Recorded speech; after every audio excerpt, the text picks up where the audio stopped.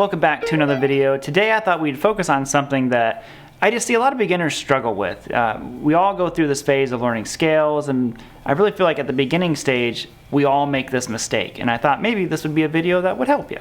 Now before we get too far into this, I did want to let you guys know that my new guitar course is on sale until tomorrow. It actually ends tomorrow at midnight, and if you like anything that I'm showing you in this lesson, this is all directly related to the course, so I think you'd really dig that as well.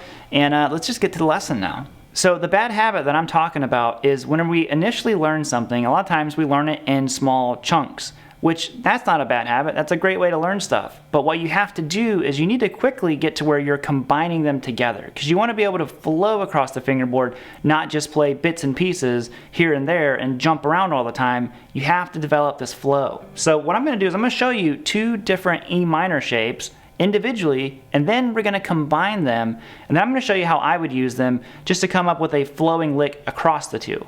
Alright, so here's your first one. Another little extra tidbit I would recommend is if you're learning stuff, don't always learn your scales starting on the low E string going to the high E. Start on different strings, because we're going to start on the A string. So this is just your E minor scale, but we're going to go 7th fret on the A, so we're starting on our root note, then you're going to go 9th fret on the A, and then 10th fret on the A. Okay? Gonna go down to the D string, 7th fret, 9th fret, 10th fret. Okay, those two are nice, they're the same. Shifting up a little bit here, we gotta change our pattern. We're gonna go 7th fret on the G to 9th fret, and then 11th fret on the G.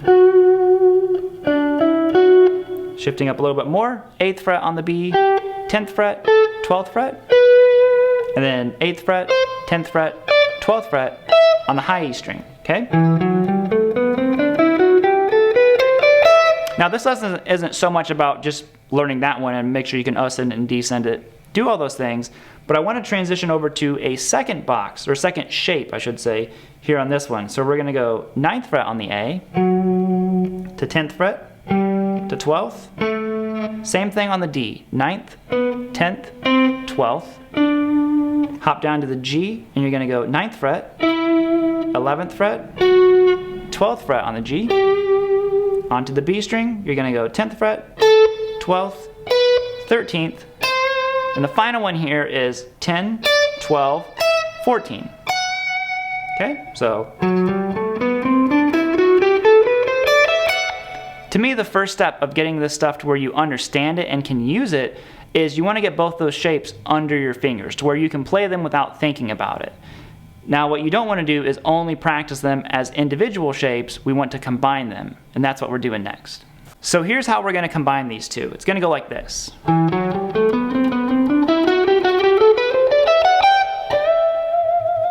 All I did was I took little bits and pieces of each of them and strung them together, because you don't want to view them so much as individual shapes. You want it to eventually paint a big picture across the fretboard.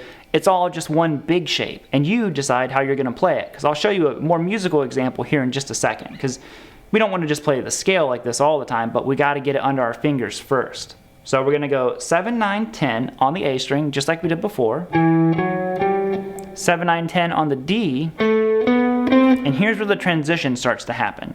Instead of hopping down a string, I'm going to move up into that second shape. So you're going to go, stay on the D string, but you're going to go 9, 10, 12 on the D. Okay? See how we already made our transition over to the next pattern. So that's a crucial little moment there. Okay? Going to go down to the G, you're going to go 9, 11, 12. Okay, so we have. Now I shifted up here a little bit, and we're going to go 11, 12, 14 on the G. Basically going into another shape that we didn't essentially cover, but you know, it's all part of the scale. Then I'm going to go up again, you're going to go 12, 13, 15 on the B, and then 12, 14, 15 on the high E string. So it's just meant to be an example. You can see how now we're playing, for one, diagonally, but we're connecting the shapes. And you really want to be able to do that from anywhere.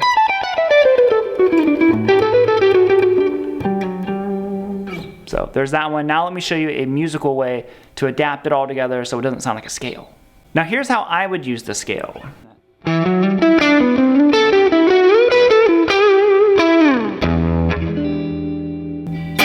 end it bluesy there at the end.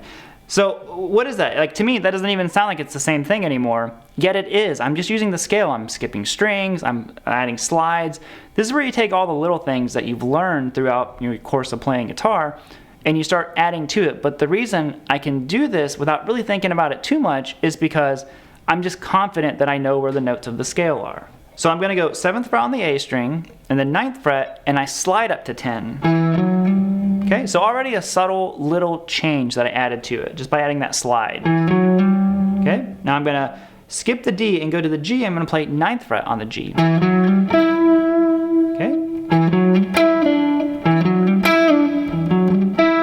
Okay, I'm gonna go back to 7th fret on the G. So you can see how I'm kind of walking forward, walking back. You can add a lot of different directional playing to what you're doing. Okay,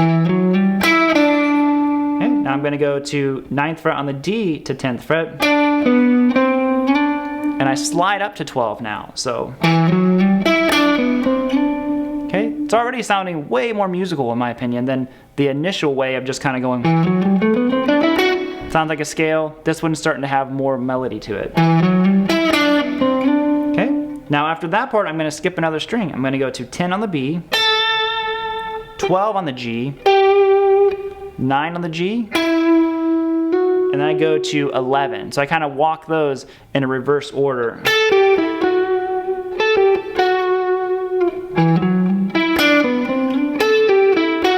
Now here I kind of transition back into a standard blues lick. So you don't have to just play the minor scale. Go straight pentatonic if you want to. And I did like a little Hendrix thing here. I'm just bending up. I'm sorry, I shouldn't say I bent. I slid up to 14 on the G, into a bend. Go to 12 on the B, bend that 14 again. I kind of like do a falling pre-bend with it. Okay, and I go to 14 on the D, 12 on the G, minor third always wins. And then 14th fret on the D, so.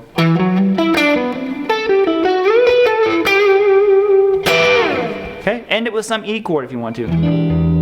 End it with a Hendrix chord, who knows. Alright gang, that is it. Hope you enjoyed the video. If you would, like, comment, and subscribe. And just a final heads up that the guitar course sale is ending tomorrow. Like I said before, if you dug anything that we covered in this lesson, it's literally what the entire course is about. So check that out if you would. That's available tomorrow night. It ends. Let's get it. Bye guys. And a bluesy.